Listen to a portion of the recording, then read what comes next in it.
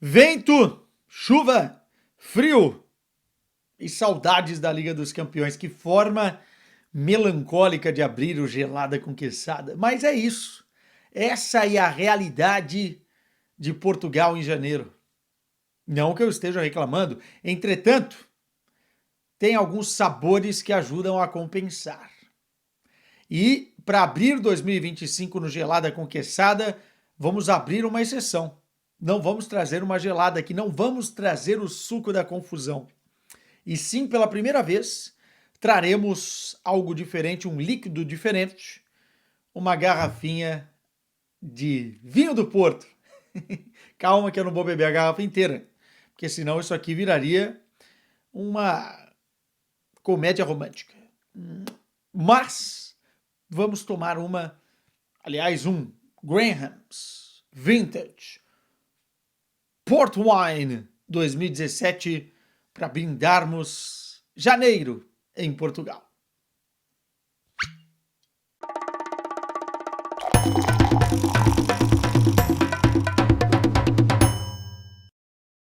Tá aqui, ó.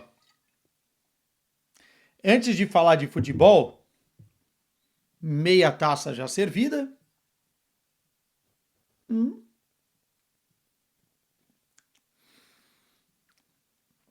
Um brinde à nossa. Isso aqui é um perigo, hein? Docinho. Você não sente. 20% do veneno. E ó, quando você vai ver, já era. Já era. Meus caros, vinho do Porto, que tem uma história muito pujante na cidade do Porto e que tem relação com o futebol, né? Especialmente com o Futebol Clube do Porto. As famílias inglesas, no século passado, no início do século passado, final do outro século, se estabeleceram em Portugal, era a High Society portuguesa, e com eles o futebol acabou ganhando vida nessa parte do mundo, e o Futebol Clube do Porto tem origem em uma família de vinho do Porto, né?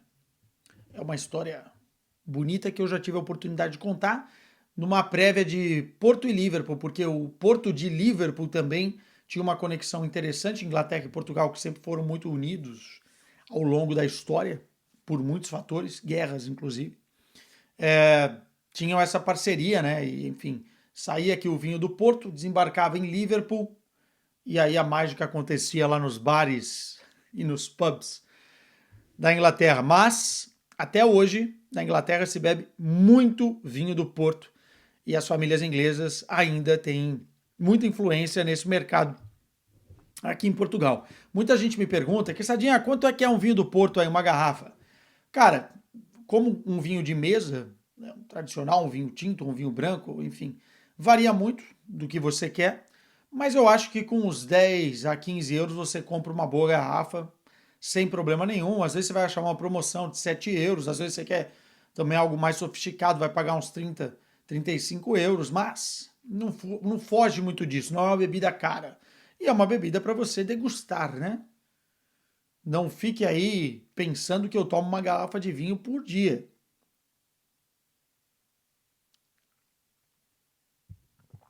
Senão, não tinha condições. Vamos começar aqui sem mais delongas a responder as perguntas. Aliás, são duas caixinhas de perguntas, hein? Abri uma na quinta, abri uma na sexta, muito por conta de uma liberdade poética que eu tomei consoante aos jogos, né, que tivemos nessa sexta-feira.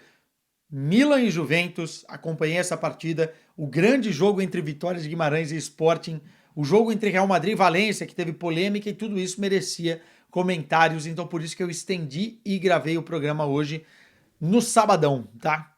Desculpas à parte, vamos ler aqui os comentários. Muita gente me mandou, e vamos abrir o programa com o Sporting, né? Mensagens sobre o Sporting, muito especificamente sobre o jogo contra o Vitória de Guimarães, foi 4-4 a partida para mim. Se não foi o melhor jogo do Campeonato Português, esteve muito próximo disso, assim, muito divertido, obviamente com falhas táticas das duas equipes para proporcionar 8 gols no mesmo jogo, mas muita gente me mandou perguntas sobre isso. E o JR Brito manda, por que o Sporting ainda está nesta instabilidade? E mais gente me mandou coisas aqui. O José Lúcio Cláudio mandou: o Sporting caiu de rendimento depois da saída do técnico. Na sua opinião, ainda briga pelo campeonato? Enfim, muita gente mandando coisa do Gyökeres, mas aí é um assunto diferente. Eu assisti o jogo entre Vitória de Guimarães e Sporting. Eu acho que há uma evolução, um resgate na confiança dos jogadores do Sporting, especialmente nas ações ofensivas. O time está mais confortável com o Rui Borges do que estava com o João Pereira. O João Pereira foi um momento muito ruim para todo mundo. Direção, comissão técnica, jogadores. A transição Rubem Amorim, João Pereira foi muito mal feita. E a contratação do Rui Borges, ela é uma aposta, mas me parece que mexeu com o plantel. Tanto que o time ganha do Benfica da forma que ganhou, muito mais com uma atitude diferente e demonstrando alguns aspectos de qualidade que a gente via com o Rubem Amorim. E agora, contra o Vitória de Guimarães, mais uma vez o time conseguiu colocar em campo alguns aspectos muito positivos, especialmente ofensivamente falando, que colocou o Sporting campeão na temporada passada e com a gordura que tinha na liderança desta temporada. O Sporting abre 2-0, depois o Vitória de Guimarães faz o 2-1, depois tem o 3-1. A partir desse momento, independentemente se é difícil jogar no Castelo, se é difícil jogar no Dom Afonso Henriques, contra o Vitória, que é uma equipe muito cascuda, jogando nos seus domínios, enfim, que está bem ajeitada pelo próprio Rui Borges, que saiu de lá e foi treinar o Sporting. A partir daí, ganhando de 3-1, o Sporting não pode se permitir tomar 4 gols. É um problema do Rui Borges? Não. É um problema que a gente já via com o João Pereira e é um problema que a gente já via com o Rubem Amorim. O Sporting, defensivamente falando, tem algumas fragilidades, tem alguns problemas, especialmente com a sua linha central, que vai ter que ser corrigido. O Rui Borges é um treinador que costuma construir a casa pelo alicerce e não pelo telhado. O que eu quero dizer com isso? Ele costuma priorizar nas suas equipes a parte defensiva. Certamente tomar 4 gols deve ter mexido com o psicológico dos caras. A declaração dele pós-jogo é muito nesse sentido, a declaração do próprio Victor Gyökeres é muito nesse sentido, porque o Sporting fez o suficiente para vencer o jogo. Quando você está ganhando de 3-1 e você tem um time como é o Sporting comparativamente com o time que é o Vitória de Guimarães, você não pode deixar uma vitória como essa escapar. O Vitória fez um grande jogo, o Sporting teve grandes momentos, o hat-trick do Gyökeres é fantástico, já vamos falar um pouquinho mais disso, mas mostra também que o Sporting começa a encaixar jogadas que antes se perderam com o João Pereira, facão do Gyökeres, bolas em profundidade, toques de bola com mais simplicidade, mas mirando a verticalidade. O terceiro gol é um deleite, né? Mas o Vitória foi suficientemente capaz de fazer 4 gols e virar um jogo que estava 3-1. Isso é, da parte do Vitória, heróico, mas da parte do Sporting, para um time que busca o título, é inaceitável. Inaceitável. Então, é de se olhar com lupa. Não acho que vai na conta do Rui Borges nada ainda, porque é muito pouco tempo de trabalho, com pouco tempo exequível para os seus treinamentos, mas é uma coisa a se analisar de coisas que já vinham lá de trás, né? O Sporting precisa ter uma solidez defensiva melhor.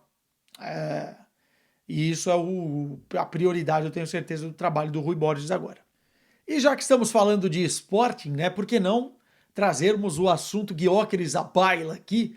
Porque muita gente me mandou perguntas sobre o Gyökeres e tem muita gente que está na dúvida qual é o destino dele agora em janeiro. Tá, o José Guimarães Neto mandou: Gyökeres deve ir para algum clube na próxima janela? A próxima janela é agora ou a próxima janela é no verão?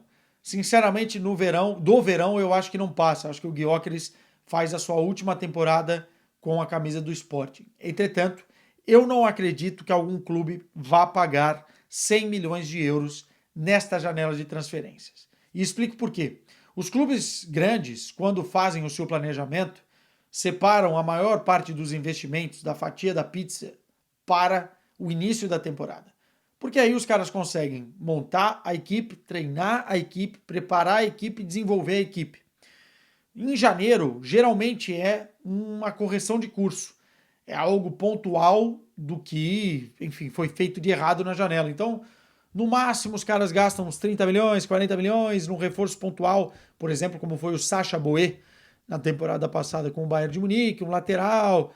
Não vão contratar um protagonista em janeiro. Existem exceções, o Chelsea, que é uma aberração no mercado, fez isso com o Enzo Fernandes, por exemplo, depois da Copa do Mundo de 2022, mas aí também tinha o contexto da própria Copa do Mundo 2022, né? E pagou 120 milhões a multa para o Benfica, contratou o cara em janeiro, mas eu não acredito que isso aconteça com o Gyökeres. Pelas declarações do Gyökeres, pela contratação do Rui Borges, eu acho que ele vai ficar, eu acho que ele vai brigar pelo bicampeonato, e independentemente do que aconteça, ele sai na próxima janela, até pela idade que ele tem, né? Pelos desejos, pela vontade, porque o Sporting também quer vender o cara por 100 milhões ou algo perto disso, 80 milhões de euros, seria muito positivo para os cofres sportinguistas. Mas vai mais ou menos nesta linha de pensamento. Muita gente me mandou mensagens sobre o Gyökeres, o G. Souza mandou também, acredita na permanência do Gyökeres nesta temporada. Teve mais gente por aqui. O que está achando das atuações do Gyökeres? Mandou o Silveira.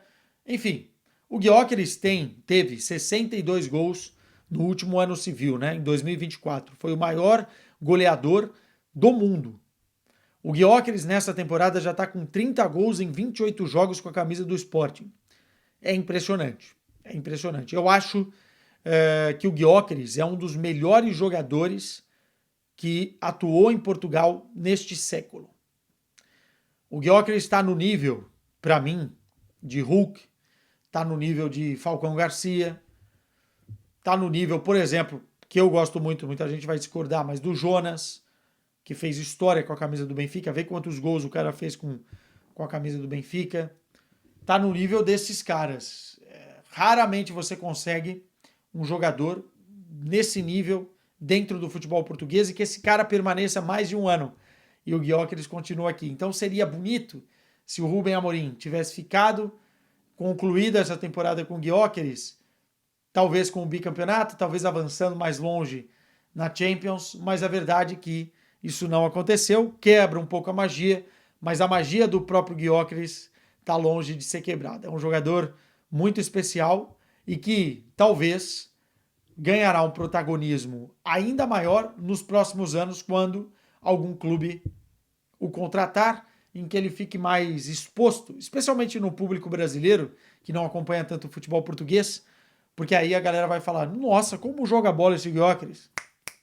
A gente já sabe há muito tempo por aqui. Sérgio Conceição, vamos falar dele.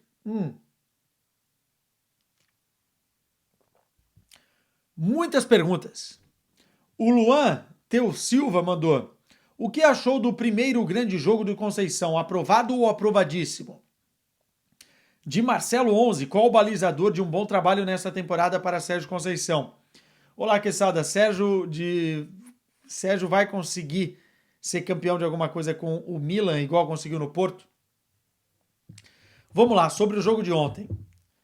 A Juventus já está no nível de trabalho com o Thiago Motta muito mais elevado do que propriamente o Sérgio Conceição com o Milan, que está chegando agora. A Juventus foi melhor em boa parte da partida nesta semifinal da Supercopa da Itália do que o Milan. A Juventus foi muito bem no primeiro tempo, especialmente na marcação encaixada em bloco alto, enfim, tirando qualquer possibilidade do Milan respirar e conseguir sair jogando.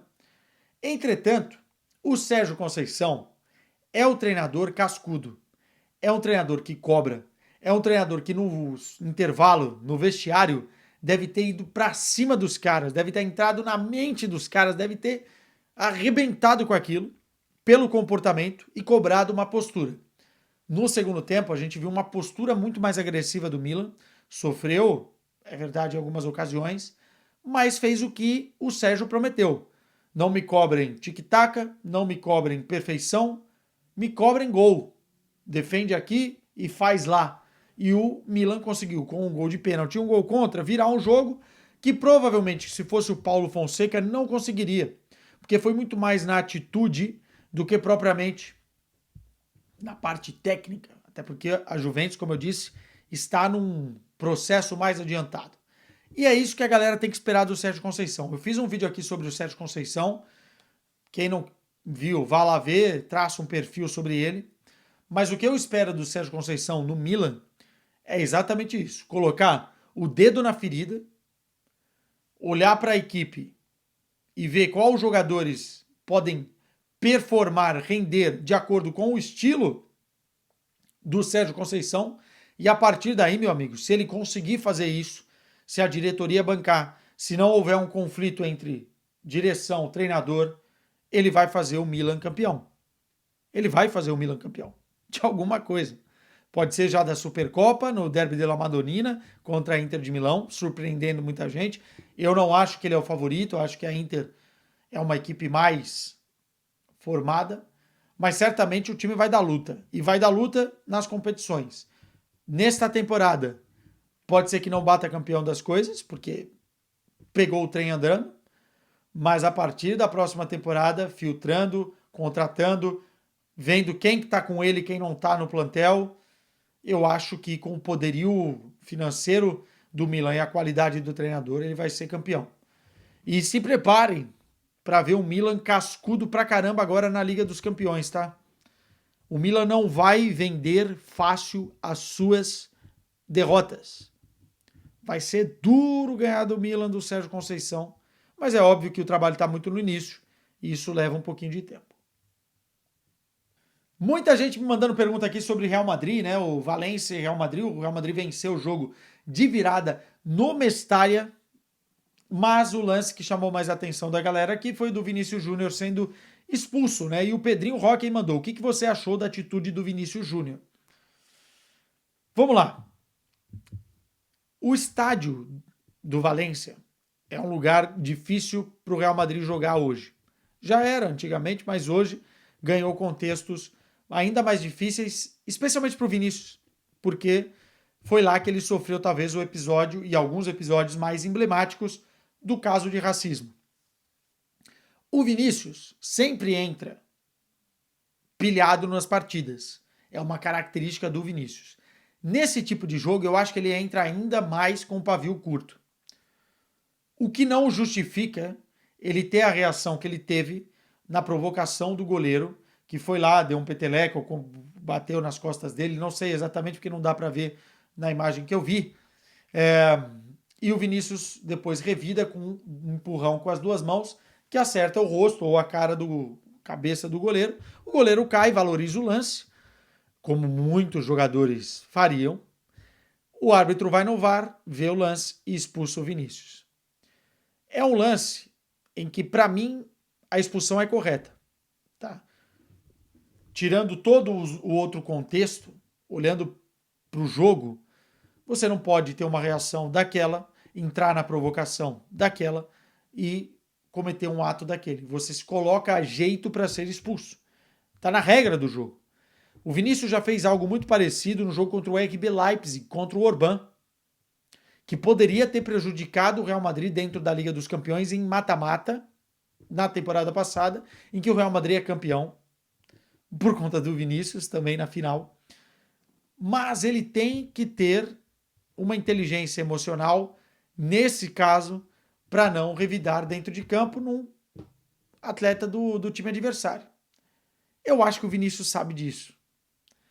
Por mais que tenha um ruído muito grande de fora, por vários outros aspectos que a gente não pode aqui desvalorizar, e de maneira nenhuma fazemos isso, mas nesse tipo de lance ele tem que ter mais cabeça para suportar todos os tipos de coisa e conseguir refletir em uma atitude menos impulsiva.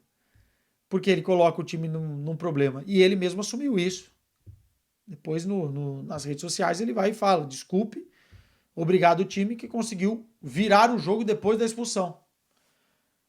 A atitude dele complica o time, complica ele, porque depois ele vai para cima do árbitro e poderia agravar ainda mais uma situação. A gente ainda não sabe qual vai ser a punição para os próximos jogos. Então, obviamente, que eu não acho uma atitude legal. Não acho. Agora, o contexto, sempre que o Real Madrid for jogar em Valência, é muito complexo. E o Vinícius tem que entender se ele continua na Espanha, se ele não continua, porque me parece que é uma coisa que ele vai ter que enfrentar várias e várias vezes ainda na sua carreira. E nesse caso específico, ele não pode revidar no adversário da forma que ele revidou, porque ele vai ser expulso na maioria das vezes. O Levi Carolino manda: o que achou da renovação de Maicon no Corinthians? E tem outra galera me mandando aqui sobre a renovação do Romero. Vamos lá. São duas situações diferentes. Eu acho que o Maicon tem a questão do empréstimo e tal, mas é um jogador que fisicamente é o departamento médico que tem que analisar se ele está bem ou não. Para a posição, eu acho que o Corinthians tem muitas opções hoje, mas o Maicon bem, estou falando de primeiro volante, pode ser melhor do que muita gente que está ali. Segundo volante, pode jogar. Mas hoje o Corinthians tem o Bidon e o Carrilho como titulares e ainda a perspectiva de chegar mais jogadores para o setor. Então, fico na dúvida se foi uma renovação extremamente eficaz. Mas é o departamento médico que tem que saber, né? Se o cara tá realmente bem. E ele já mostrou em muitos momentos do Corinthians, o Michael tem uma história com a camisa do Corinthians, de que pode performar. Ele estava bem antes da lesão, né? Isso é que é mais complicado. O Romero, pelo valor que o Romero, na casa do milhão, né? Pelo valor que o Romero renovou, eu ficaria muito na dúvida de renovar, porque ele é um reserva. E ele vai ser reserva na temporada. Gratidão eterna pelo Romero, acho que ele foi muito importante, mas para um reserva ganhar esse salário é de se analisar. Quantos jogos o Romero fará no ano? Quais jogadores o Corinthians vai deixar de correr atrás ou de contratar porque agora renovou com o Romero? Eu gosto do Romero, atenção, acho que ele é um jogador funcional, mas para pagar esse valor, na minha opinião, tem que ser titular. Não pode ser olhando para a gratidão do passado, e sim para a projeção do futuro. E aí entra nessas questões que eu falei. Se o Corinthians entende que ele é um jogador que vai ser titular, ou quase um titular, um reserva de luxo, aí vai na conta do treinador e a gente vai ver durante a temporada. Levi Carolino, qual a parte mais difícil de ser um jornalista estrangeiro que viaja a Europa inteira? Primeiro as costas, né? Porque a gente nem me diga. Viaja sozinho e, enfim, tem muito material para carregar, mas eu acho que é mais a parte de deixar a família várias e várias vezes durante o ano para ir viajar, dá umas saudades enormes. Eu já passei 40 dias cobrindo Copa do Mundo, enfim, 2018, 2022, já cobri a Eurocopa, que eu passei muito tempo fora de casa, as viagens da Champions geralmente são fora do Porto, né? E aí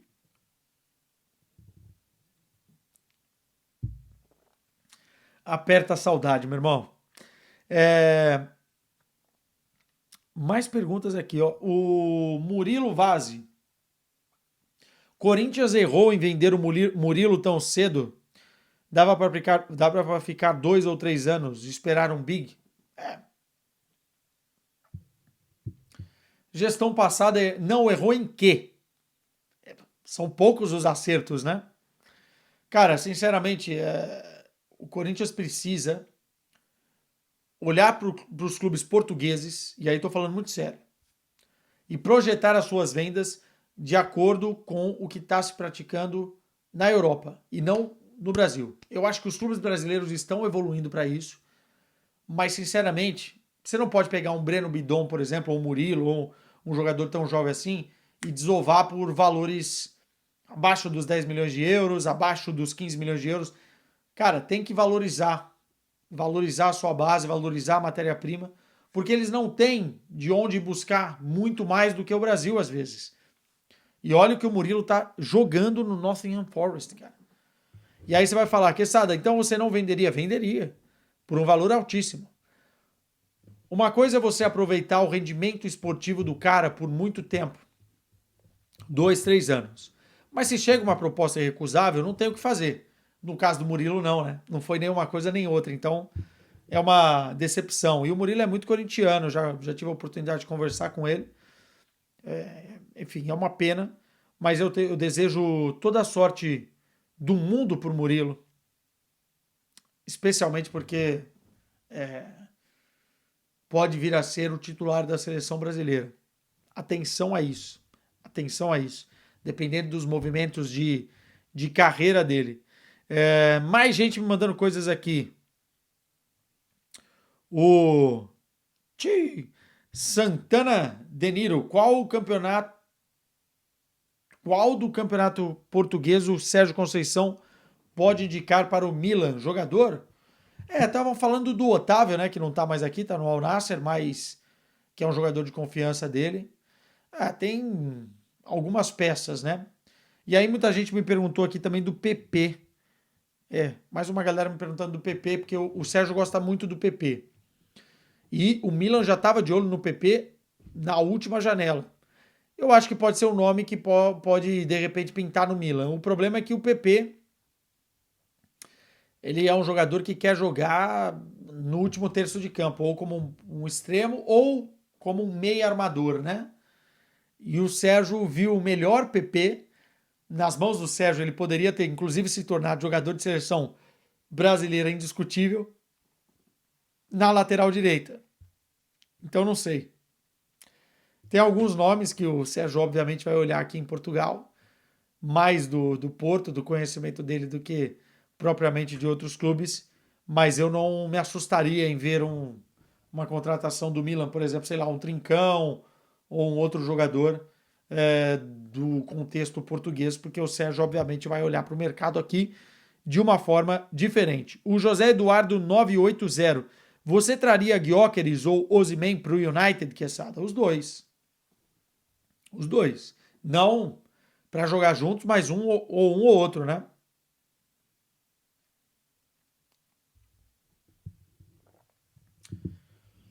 Tem alguns jogadores que entraram no ambiente do Manchester United e deixaram se envolver por um ciclo, uma espiral negativa, que eu acho que não tem mais jeito. Então precisa ter uma substituição ali. E falta sim uma ponta da lança, um centroavante. O Gyökeres seria um nome espetacular. Tem que ver o mercado que ele abre, porque o Manchester United nem Champions deve disputar na próxima temporada. E o Osimhen, com certeza. São dois jogadores de um nível muito elevado que certamente ajudariam o Rubem Amorim.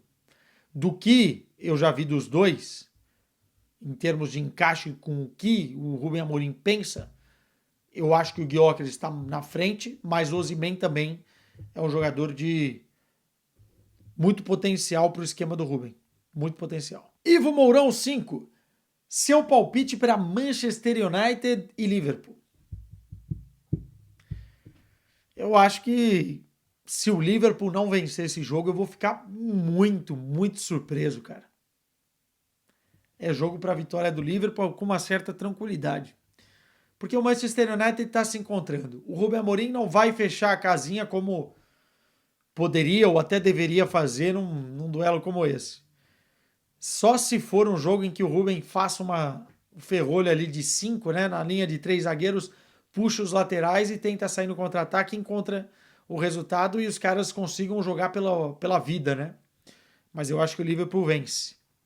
O Lucas Campos mandou: Arthur, como foi que você descobriu que era com a sua esposa que gostaria de passar o resto da vida? Boa pergunta. Eu não acredito, apesar da minha história com a minha esposa ser uma história bonita, conheci ela em Dublin, fui para São Paulo, depois mudei para cá, enfim, tem muitas nuances, mas eu não acredito em decisões nessa linha de o resto da vida tomadas de um dia para a noite, sacou? O amor pode acontecer do dia para a noite, mas a partir daí você tem que tomar algumas decisões racionais. E isso demanda tempo. Isso demanda testes. E você vai sendo testado, vai testando a sua, obviamente, relação. E se a coisa for fluindo para um bom lado, aí você avança. Então, eu demorei 4 anos para casar com a minha esposa. Não foi muito. E demoramos algum tempo depois para ter filhos, enfim. É um processo, tudo faz parte de um processo. Tô filosófico hoje, né? Enfim. E o Lucas pergunta se eu já fiz terapia. Não fiz, mas recomendo, mesmo sem fazer. Por quê? Porque eu tenho muitos amigos que fazem e que, enfim, conseguiram sair de situações muito complicadas por conta disso. Eu não precisei ainda. Se precisar, amanhã, meu amigo. Sem preconceito nenhum. Porque tem uma galera que fala, né, isso aí é coisa de maluco. Todos nós somos um pouco, né? E faz muito bem pra galera. Então, recomendo. Recomendo. Ó, o Antônio S. Castro mandou o seguinte. Melhores momentos de 2024 do futebol mundial. Porra, passar aqui um vídeo inteiro, né?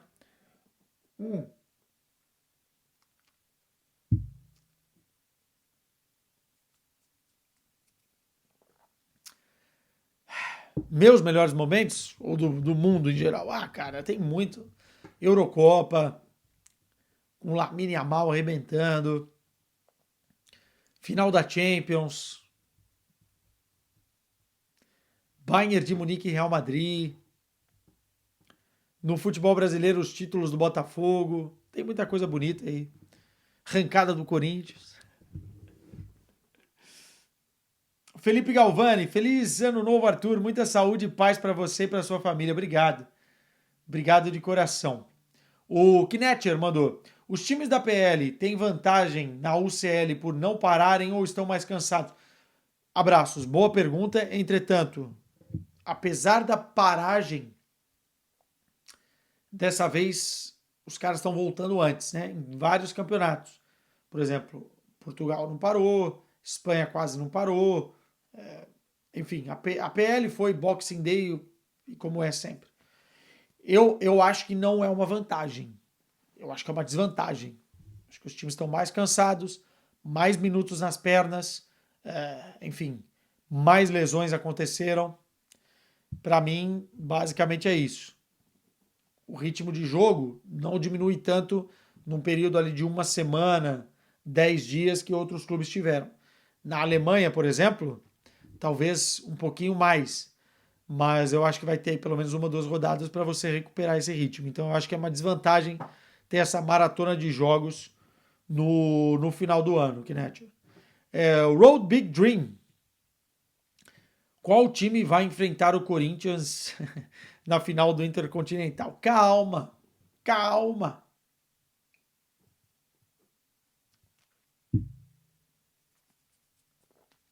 Primeiro tem que classificar para Libertadores. Tem dois times ainda para passar lá.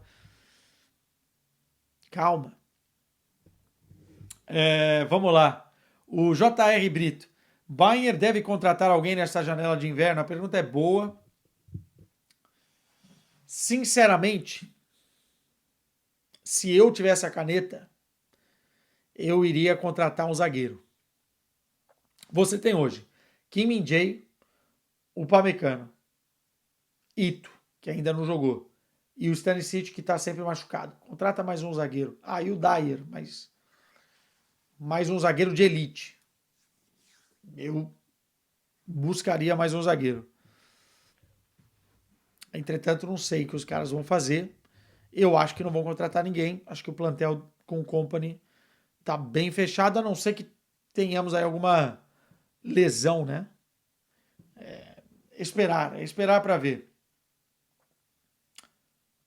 Rapaz, o Pedro Henrique, condições não tá dando nem para tomar sozinho.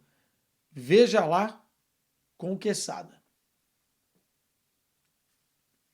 Não sei se é o vinho, não sei se sou eu, não sei se é o sábado.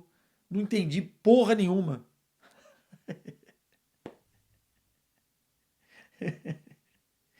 Ai, cacete. Olha lá, o Vinícius Suzy mandou. Ito e Stanisic de volta. O Bayern de Munique vem muito bem para a segunda. Então, eu acho que os reforços já estão lá, né? Você tem razão, você tem razão. O Luiz Kleber Ferreira manda um abraço para mim que sou de Curupuru, do Maranhão. Um abraço. Fiquei com medo do nome, mas Curupuru acho que tá legal, né? Um beijo para a galera de Maranhão. Curupuru e Maranhão. Jéssica Kaliniker. Acha que o Corinthians leva mais títulos além do Paulista esse ano? O Campeonato Paulista talvez seja a primeira grande oportunidade para o Corinthians dar um murro na mesa e falar: estamos aqui. Porque precisa confirmar aquilo que fez no final da reta na temporada passada, né? Porém, eu acho que o Corinthians briga forte por mais títulos. Acho que o Corinthians, se jogar do jeito que jogou no final da temporada passada, ainda com uma outra contratação, tem que contratar, né? O mercado até agora tem sido um silêncio profundo nas contratações. Parece que os caras estão querendo resolver primeiro quem está saindo para depois contratar. Mas se o Corinthians for atrás de um bom zagueiro, como eu falei, reforçar nas laterais, trouxer um ponta direita, mais um jogador de meio campo midiático aí, se quiser trazer e tal. Eu acho que o Corinthians briga por tudo que disputar. O ponto se vai ser campeão ou não é muito tênue, né? Porque hoje no Brasil a gente tem outros grandes clubes que estão tão bem ou maiores do que o elenco do Corinthians, né? Mas vamos ver. Acho que o Corinthians pode ter condições de disputar sim. Brigar, certamente vai brigar. Pergunta boa. O Matheus Kerlopes. Xavi Simons, Openda, Wirtz, Jonathan David, Marmouche. Jonathan David tá marcando gol pra caramba. Qual deles vai pro Bayern? Eu acho que tá mais ou pra Wirtz ou pra Xavi Simons, tá? Pelo que eu conheço um pouquinho de Bayern de Munique. Pra ir finalizando aqui, ó, João Oliveira, como foi a virada do ano, Quesadinha? Foi de boa? Com a família aqui em casa, tem uns fogos aqui na praia perto de casa, fomos lá ver, enfim, vinhozinho, 2 garrafas, se quiser 3, se quiser, champanhe, cabrito, polvo, bastante coisa, né? Porque português não sabe fazer uma coisa só, assim como o brasileiro, né? Não tem uma comida, um doce, não, 200. E foi de boa. E aí ele pergunta se eu já fiz viagem de cruzeiro. Não, nunca fiz e não tenho tanta vontade não, cara. Acho que é uma viagem mais paradona, assim. Apesar da família curtir, pra dar uma relaxada. Tem tanta companhia low cost aqui, viagens mais baratas que eu quero fazer em território europeu, que eu acabo não priorizando um cruzeiro. Mas quem sabe? Quem sabe? Quem sabe? Emerson Kinda, fala da queda do Benfica, ou do Benfica em queda. Normal, o Benfica vai oscilar, o Bruno Lage tem seus defeitos. Eu acho que a empolgação do mês de dezembro não é compatível à realidade do Benfica, porque os ajustes ainda estão sendo feitos. Lembrando que o Bruno Lage não iniciou essa temporada, ele pegou o bonde andando. Acho que tem coisas que ele poderia fazer melhor. Acho que o time rendeu muito pouco no clássico contra o Sporting e isso deixa um baita ponto de interrogação na cabeça do benfiquista. Mas no geral, na minha opinião, os 3 vão brigar pelo título até o final. E o Benfica vai brigar pelo título do Campeonato Português até o final. Pra gente ir finalizando aqui, o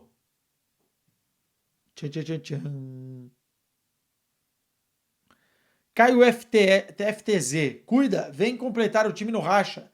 Traz 10 conto para pagar o campo.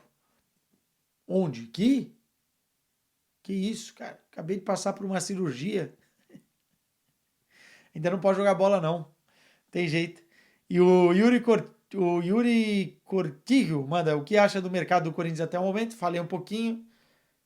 Enfim, espero que os caras estejam trabalhando nos bastidores, porque até agora só empréstimos, só saídas, nada de chegadas, e tem coisas que o Corinthians precisa para a próxima temporada. A gente vai ter um programa, vamos falar de Corinthians em breve aqui no canal na próxima semana. E a última mensagem que eu quero ler aqui é sobre... Ih, rapaz. O Gustavo 4 Vox mandou R$100 no Pix. Só que ele errou, ele escreveu Reias. Você vai me mandar ou é para eu te mandar? Ficou confuso. Vamos deixar para a próxima. Um beijo para vocês. Isso aqui é pesado, hein?